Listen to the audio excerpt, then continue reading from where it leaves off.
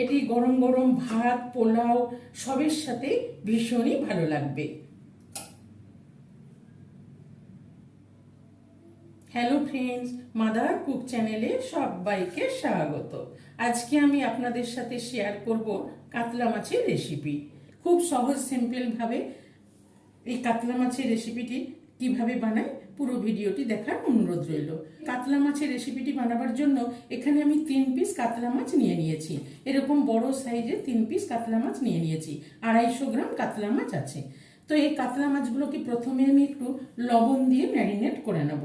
তো এখানে প্রথমে আমি একটু লবণ দিয়ে দেব, পরিমাণ মতন লবণ দিয়ে দিলাম, দিয়ে ভালো করে লবণটা মাখিয়ে নেব।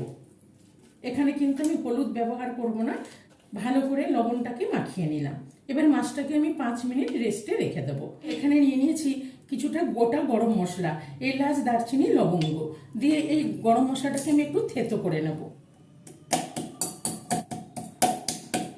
গোটা গরম মশলাটা থেতো করে নিলাম।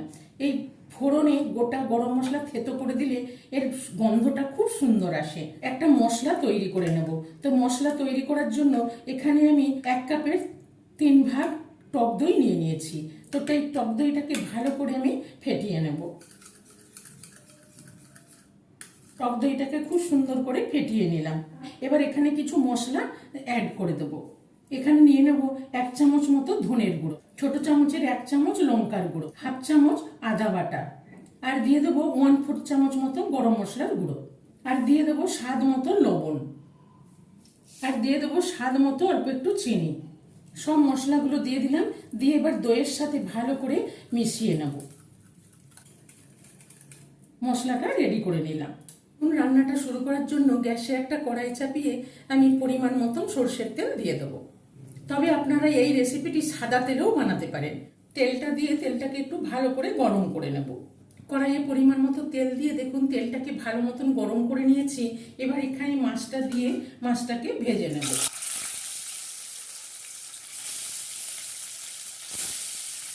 মাছ 3 পিস দিয়ে দিলাম। গ্যাসের ফ্লেমটা লো টু মিডিয়ামে রেখে মাছটাকে ভেজে নেব। তবে মাছটাকে খুব বেশি কড়া করে ভাজবো না, হালকা করে ভেজে নেব।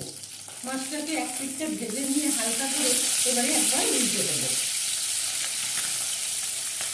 মাছটাকে হালকা ব্রাউন করে এক পিঠটা ভেজে নিলাম, আবার ওই পিঠটাও হালকা ব্রাউন করে ভেজে নেব। মাছটাকে হালকা করে 2 পিঠটাই ভেজে নিলাম। এবার মাছগুলোকে উঠিয়ে নেব। কেন কি এই মাছটা হালকা করে ভাজলে মাছটা নরম নরম থাকবে, খেতে খুব ভালো লাগবে। মাছগুলোকে ভেজে তুলে নিলাম। এবার এই তেলের মধ্যে থেতলানো গরম মশলাটা দিয়ে দেব। গরম মশলাটা দিয়ে খুব সুন্দর গন্ধ বেরোনো পর্যন্ত একটু ভেজে নেব। খুব সুন্দর করে গরম মশলাটা ভেজে নিলাম, গন্ধ বেরিয়ে গেছে। এবার এখানে দেখুন 2টো মিডিয়াম সাইজের আমি পেঁয়াজকে মিহি করে কুচিয়ে রেখেছি। কুচানো পেঁয়াজটা দিয়ে দেব। পেঁয়াজটা দিয়ে পেঁয়াজটাকেও ব্রাউন করে ভেজে নেব। পেঁয়াজটাকে নেড়ে নেড়ে একদম ব্রাউন করে ভেজে নিলাম। এবার এখানে মিক্স করে রাখা মশলাটা দিয়ে দিলাম। মশলাটা দিয়ে ভালো করে কষিয়ে নেব।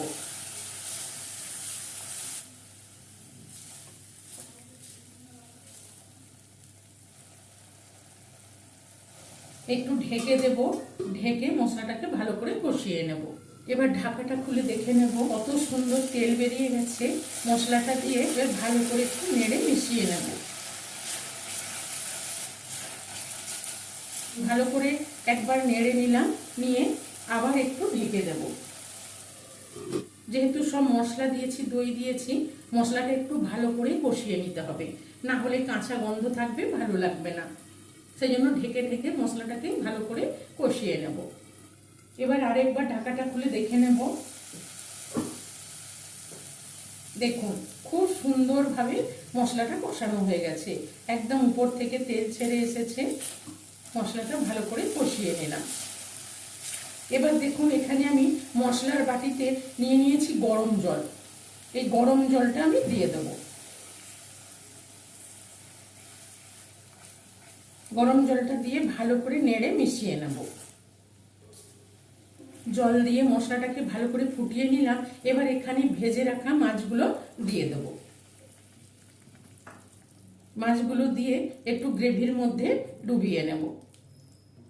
তো খুব বেশি গ্রেভি দেব না, এটা একটু গা মাখা মাখা হবে, সেই জন্য আমি পরিমাণ মতন জল দিয়েছি। এবার উপর থেকে দিয়ে দেবো চেরা কাঁচা লঙ্কা। এখানে আমি 4টে কাঁচা লঙ্কা চেরা নিয়েছি, এই কাঁচা লঙ্কা চেরাগুলো দিয়ে দিলাম। মাছ দিয়ে কাঁচা লঙ্কা দিয়ে এবার একটু ঢেকে দেব, ঢেকে একটু ভালো করে ফুটিয়ে নেব। যেহেতু আমি মাছগুলো হালকা ভেজেছি, মাছগুলো একটু সেদ্ধ হবে ভালোভাবে, সেই জন্য 5-7 মিনিট ভালো করে মাছটাকে ফুটিয়ে নেব। 5-7 মিনিট ভালো করে ফুটিয়ে নিলাম। এবার ঢাকাটা খুলে দেখে নেব। দেখুন ফুটে খুব সুন্দর তেল বেরিয়ে গেছে, মাছগুলোও সেদ্ধ হয়ে গেছে, আর খুব সুন্দর গামাখা মাখা কাতলা মাছের রেসিপি তৈরি হয়ে গেছে। তাই এখানে আমি আরো স্বাদ মতন অল্প একটু লবণ দিয়ে দেবো, আর স্বাদ মতো আরো অল্প একটু চিনি দিয়ে দেবো। যেহেতু টক দই দিয়েছি, সেই জন্য লবণ মিষ্টিটা একটু স্বাদ মতন দিয়ে দিলাম। দিয়ে আমি কড়াইটা ধরে একটু ভালো করে নেড়ে এইভাবে ঝাঁকিয়ে মিশিয়ে নেব। ঝাঁকিয়ে খুব সুন্দর করে মিশিয়ে নিলাম।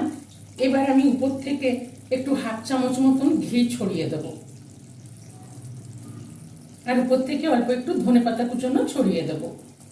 এই রেসিপিটি ভালো লাগলে মাদার কুক চ্যানেলটিকে লাইক, শেয়ার এবং সাবস্ক্রাইব করার অনুরোধ রইল। পাশে থাকা বেল আইকনটা প্রেস করবেন, যখনই আমি নতুন কোনো ভিডিও আপলোড করব আপনাদের কাছে নোটিফিকেশন পৌঁছে যাবে।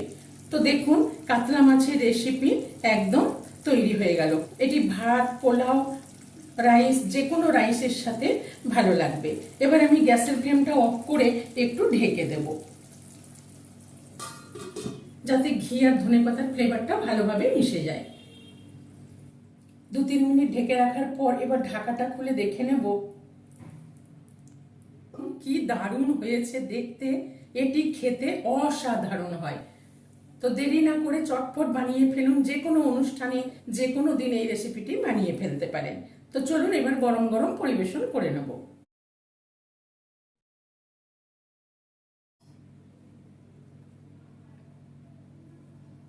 এটি গরম গরম ভাত, পোলাও সবের সাথে ভীষণই ভালো লাগবে। দেখুন বন্ধুরা, কত লোভনীয় হয়েছে দেখতে এই কাতলা মাছের রেসিপি।